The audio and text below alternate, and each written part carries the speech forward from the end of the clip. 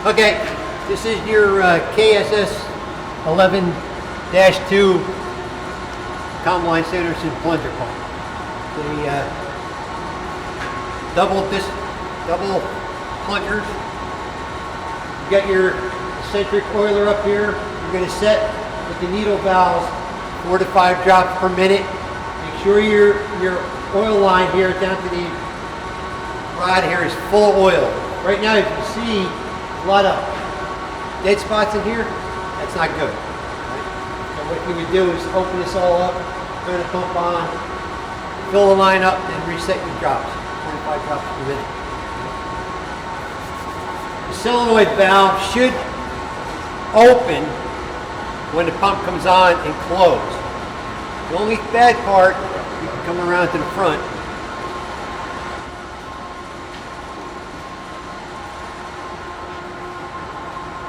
Is when the control switch is in hand or in auto. Presently, the solenoid valve is open all the time. When CDM's programmer gets here, we're going to see if we could correct that. But right now, until it's fixed, when it's in hand or in auto, the oiler is on. Okay?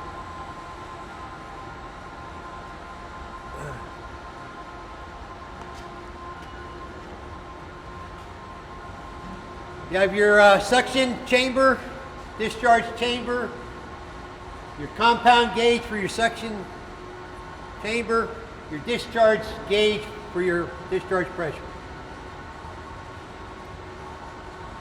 You got your eccentric flange, your eccentric liners are in here. Again, back in that photo I showed you, you want to take a measurement and you want to maintain a 4 to 7 thousandths gap between here. Between the two halves, right?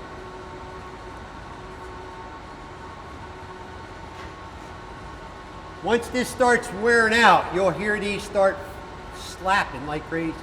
That's a good indication that the gap is too big.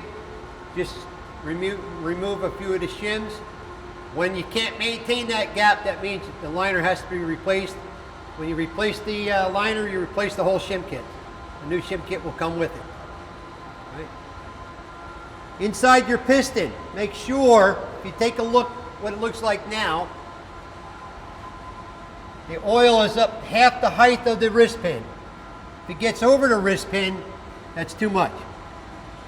Right? If water gets in here, you're going to float the oil, and you're not going to lubricate your wrist pin, and the wrist pin's going to fail. Right? So make sure that you don't have a oil and water mixture. Presently, we have an oil and water mixture around this one piston here. We got water and oil.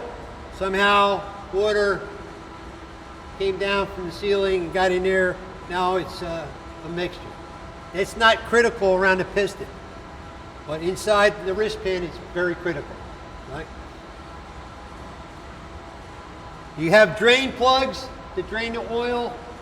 Today would probably be illegal to drain out oil into the system, but they still put the drain plugs in, right? You want to use some kind of form of a suction thing to suck out the oil when you're replacing it. Your bearings, you want to grease them quarterly using either a Shell Albania EP2 or an equal, right?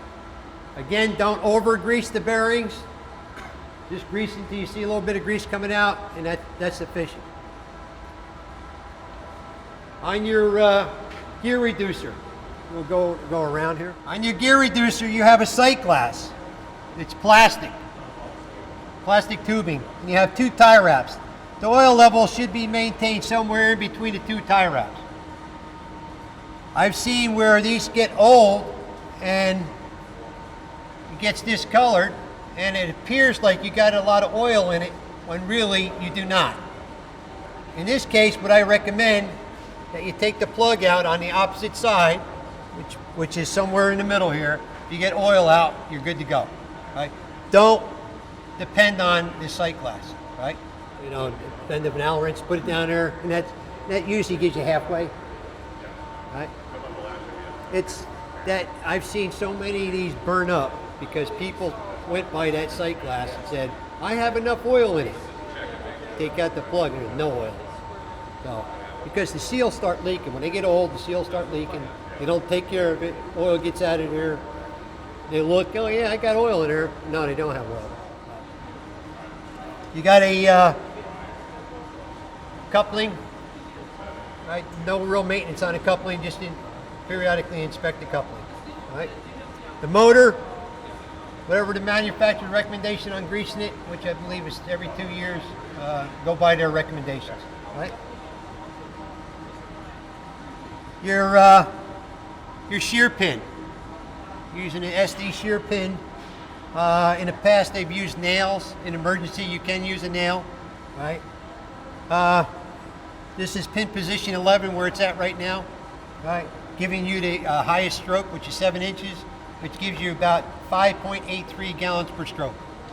Your flange bolts, right now I have them torqued at 90 foot-pounds because somebody was telling me that the discharge pressure was going to be between 40 and 50. According to our chart, it should be torqued at 90 foot-pounds. If I find it different, then I can loosen them up and retorque them to whatever the discharge pressure is. All right? Any questions? Hey Tom, is palm lines okay with the no support underneath? Oh yeah, never. That's typical? That's typical, yeah. What I did tell them, they have to repaint the surfaces when we were leveling it. Okay. But that has to be done.